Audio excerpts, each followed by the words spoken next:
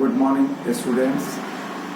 Today we shall discuss about the nasal polyposis.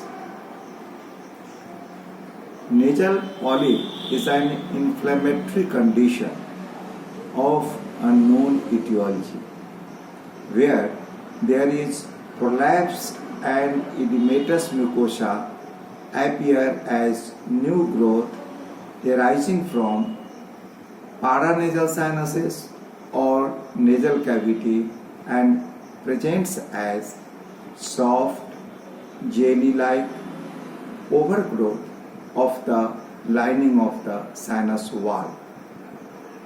Causative factors are multifactorial. There are various etiological factors like first is hereditary. So hereditary factor may play an important role in the development of nasal polyposis in diseases like cystic fibrosis and ciliary dyskinesis. Second is Bernoulli's phenomenon. Bernoulli's principle says that increased air velocity produces decreased lateral pressure. More the velocity, more is the drop in lateral pressure. When air passes through a narrow space, its velocity increases. Polyps are seen more in narrow stenotic areas of nasal cavity like middle meatus. Third theory is polypeptide theory. In this, polypeptide like P factors are released in the contrast area of nasal cavity, producing increased vascular permeability and polyp formation.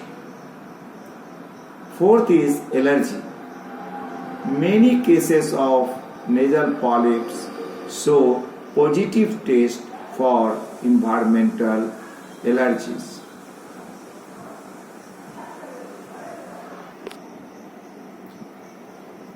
Infection, vasomotor responses, polysaccharide metabolism disorder, endocrinal, in children cystic fibrosis, aspirin hypersensitivity and allergic fungal sinusitis are other factors. Inflammation remains to be the central major factor for all nasal polyps. Activation of epithelial cells, mast cells, macrophages by various factors like bacteria, virus, allergens, altered amino acid metabolism, altered aerodynamics results in the release of inflammatory mediators.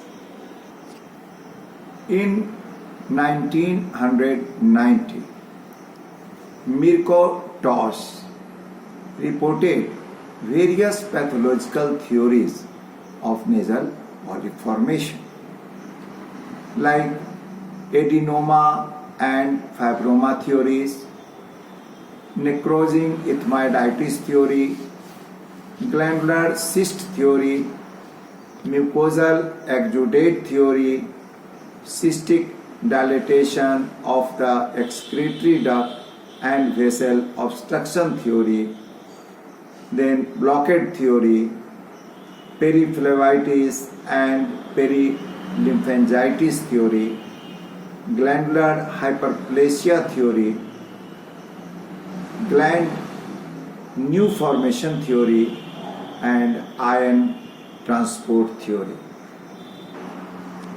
The pathological changes that occur in sequelae are: number 1, round cell infiltration of submucosa. then edema of lamina propria, bulging of mucosa, then prolapse of mucosa giving rise to polyp formation.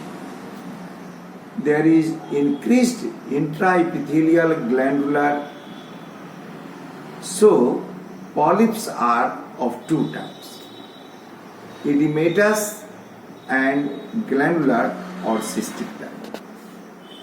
Long-standing polyps leads to cystic degeneration with fibrosis, giving the polyp a fibrous appearance histologically. Polyps are lined by respiratory epithelium with less ciliary activities. Later changes to squamous, metaplasia, edematous stroma with goblet cells and some mucous glands. Histologically, it may be neutrophilic type with purulent secretions and eosinophilic type with serous secretions as in ethmoidal polyp. But no eosinophils are seen in the interstitium in enteroquenal polyp. Polyps can be divided into, commonly it is ethmoidal and enteroquenal, and rarely sphenoidal and truquenal. Now come to ethmoidal polyp. It arises from multiple air cells of ethmoid labyrinth, present as multiple grape-like masses, usually bilateral in adults. The clinical features are nasal obstruction. It is usually bilateral, may be partial or complete, even associated with mouth breathing if the obstruction is more. Then hyposmia or anosmia, depending upon the severity. Then nasal discharge, usually mucoid, may become purulent due to secondary infection. Headache, it is due to sinusitis. The symptoms of nasal allergy like sneezing, itching of the nose and watery rhinorrhea. Altered or reduced sensation of neck.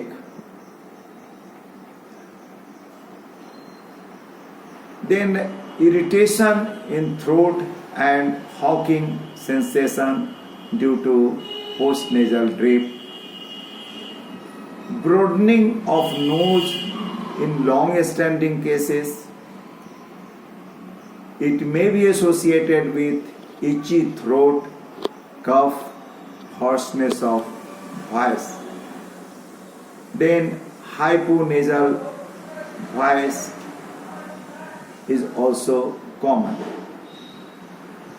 Then comes the snoring and sleep apnea.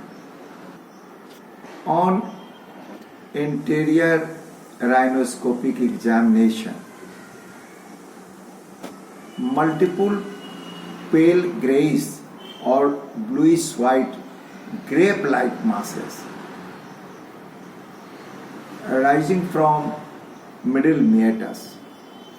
It may be vascular, pinkish in color due to infection. It is more anteriorly placed. On probing, masses are insensitive to touch, soft, mobile, and pedunculated. Probe passes all around the mass. It is non-friable and no bleeding on touch. There are certain investigations like routine investigation, complete blood count, and absolute eosinophilic count should be done. Then endoscopic examination, so the polyp can be traced up to its stop in middle or superior meatus. Any anomaly in osteomeatal complex can also be detected for planning of the surgery. Then X-ray PNS, CT scan, especially coronal section, allergic tests, and nasal swab for fungal culture. Now come to treatment. So treatment, having medical treatment and surgical treatment. So in medical treatment, it may be given in early stages like decongestant, nasal drop, anti-allergic, antibiotics, and local and systemic corticosteroids. If patient not responds well, then surgical treatment requires. Endoscopic sinus surgery is the treatment of choice nowadays. With better tools like microdebrider and laser have made surgery more conservative, safe, and effective. Conventional methods of surgery like intranasal polypectomy with snares, intranasal ethmoidectomy, external ethmoidectomy, transantral ethmoidectomy are now gradually obsolete. To prevent recurrence, steroid nasal spray is given for months. Antifungal treatment should be given if allergic fungal sinusitis is suspected or proved. Next, come to enteroquenal type, enteroquenal polyp. Another name of this nasal polyp is Killian's polyp. As the name suggests, enteroquenal, it originates usually from lateral wall of the maxillary sinus, that is entrum, producing in the middle meatus generally through accessory ostium and further extending through the poena in the nasopharynx or even oropharynx. So it extends from the entrum and goes to the poena, so it is called enteroquenal type of polyp. It extends anteriorly in the nasal cavity also. The polyp is constricted at the ostium, giving it a dumbbell shape. It has three parts: antral part, nasal part, and quenal part. It commonly occurs in children, both in males and in females. Probable cause is infection of the sinus. Symptoms of allergy are not elicited in these cases. We should know why there is posterior extension of the intraquenal polyp. The possible reasons are: number one, ostium of the maxillary sinus is situated more posteriorly. Number two, sloping of the inferior turbinate in posterior-inferiorly part on which polyps slides. Third, inferior part of the middle turbinate is more bulbous and is often associated with a concha bullosa. This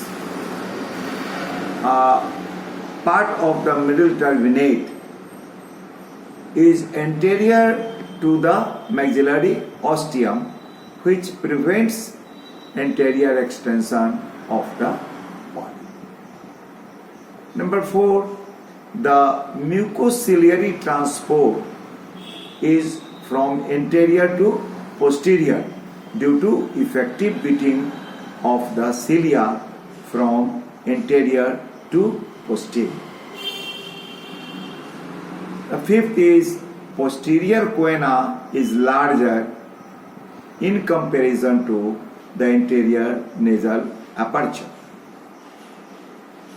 Sixth, the inspiratory current is more forceful than the expiratory current. And seventh is the suction effect during swallowing of the food probably push the polyp posteriorly. Now come to clinical features of intraquenal polyp. So it is first is the nasal obstruction. Here unilateral nasal obstruction is more commonly occurs. The obstruction is usually more during expiration due to ball valve effect. Obstruction may become bilateral if polyp blocks both the choana in the nasopharynx. Number two is nasal discharge and post-nasal drip. It may be present. Then third is headache or heaviness in the head in affected site, hyposmia or anosmia, hyponasality of the voice, then snoring and sleep apnea may be associated. Then comes the symptoms of allergy like sneezing, watering nose, itching nose are not commonly present in intraquenal polyp. Then on examination, anterior rhinoscopic examination, polyp may be missed because extension is towards posterior side, towards the choana. So early intraquenal polyp may present as solitary unilateral nasal mass in middle meatus. On posterior rhinoscopy, a pale whitish mass seen in affected side of choana or in nasopharynx. Sometimes it hangs into the oropharynx, pushing the soft palate downwards if the mass is bigger. Mucoid post-nasal drip can also be seen.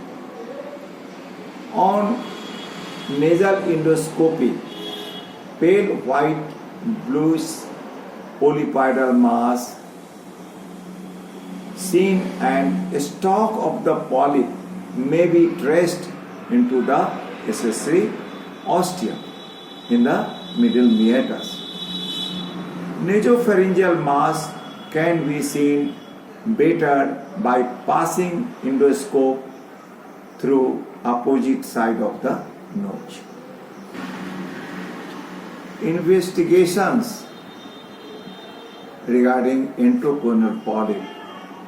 First, you do plain X-ray PNS. In this opacity in affected maxillary sinus and obliteration of the nasal airway. In early cases, enteral polyp may be seen with the convexity of the mass directed upwards or medially. Then X-ray neck lateral view soft tissue nasopharynx. It shows a radiolucent mass with an air column above it that is known as crescent sign. It also differentiates from angiofibroma. Then CT scan, coronal section is important. Mass occupying in maxillary sinus and its extension into nose and nasopharynx can be well appreciated through different cuts. Attachment site in the antrum may be identified.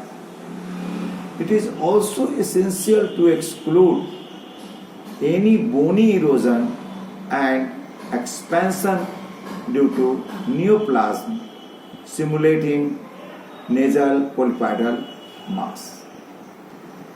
Now come to treatment. So medical treatment, early polypoidal changes with edematous mucosa revert to normal with antihistaminics, control of infection, and contraindications of systemic steroids are hypertension, peptic ulcer, diabetes, pregnancy, and tuberculosis. In late cases, surgical treatment is required if medical treatment not working well. Surgical treatment are various procedures. Number one is polypectomy. So this procedure is usually done under 18 years of age, where removal of polyp transnasally or transorally avulsion with the help of a snare or with Lux forceps. Second is Cardwell Lux operation. It is indicated only in a recurrent polyp formation or due to incomplete removal of polypectomy. During polypectomy, if the mass is not completely removed and there is recurrence, it is usually done after 18 years of age, when complete removal of the polyp is done by Cardiac operation. It is contraindicated, this operation is contraindicated before the second molar tooth eruption, and that is 18 years. So it is done after the age of 18 years. In this operation, through Cardwell-Luck approach, complete edematous and infected polypoidal mucosa from root is removed along with mass coming from ostium. Nasal and nasopharyngeal mass is also removed to prevent recurrence. This operation was frequently done in the past. It is gradually obsolete due to availability of more advanced technique. Then the third and most important operation is endoscopic sinus surgery. In this operation, polypectomy with meatal enterostomy by joining the accessory and natural ostium together, the entire polyp from antrum can be removed under direct vision using giraffes and angled forceps through nasal route with the help of different degrees of endoscope. Microdebrider for removal of polyp under vision also takes part excellently. In this operation, complications and morbidity are very much less as compared to Cardwell-Luck operation. Now, to summarize between the difference of intracoronal and ethmoidal polyp. In intracoronal polyp, it is usually in children, while ethmoidal polyps are common in adults. Intracoronal polyp, usually infection is the main cause, while ethmoidal polyp having allergy or multifactorial factors are responsible for ethmoidal polyp. Then intracoronal polyp, it is solitary, while ethmoidal polyp are multiple. Intracoronal polyp usually unilateral, while ethmoidal polyp is bilateral. Intracoronal polyp arises from maxillary sinus, while ethmoidal polyp from ethmoidal sinuses. Growth towards posterior choana in intracoronal polyp, while anterior nares in the ethmoidal polyp. It is dumbbell and trilobed shaped in intracoronal polyp, while multiple small grape-like masses in ethmoidal polyp. Usually obstruction in cases of intracoronal polyp is unilateral, while obstruction in ethmoidal polyp is bilateral. There is relatively short history in intracoronal polyp, while it is long in ethmoidal polyp. Recurrences are uncommon in case of intracoronal polyp if properly treated, but recurrences are more in ethmoidal polyp. And regarding treatment, usually surgical treatment is more needed in intracoronal polyp, while medical treatments more in favor of ethmoidal polyp, latter surgery requires.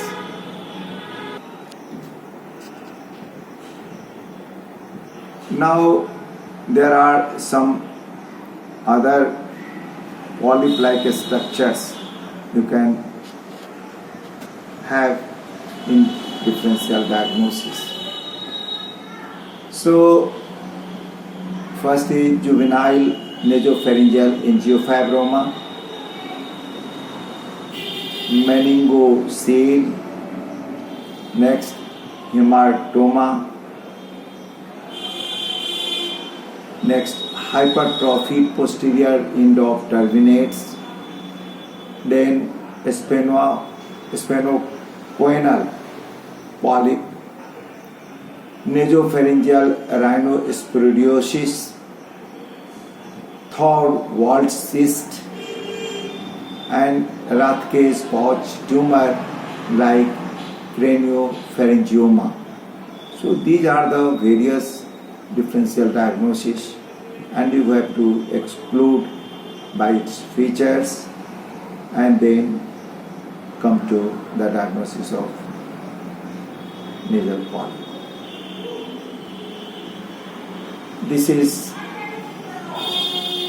all about nasal polyposis, and especially the difference between the intracoronal or ethmoidal polyp you should remember very clearly, and this ends the topic here. Thank you.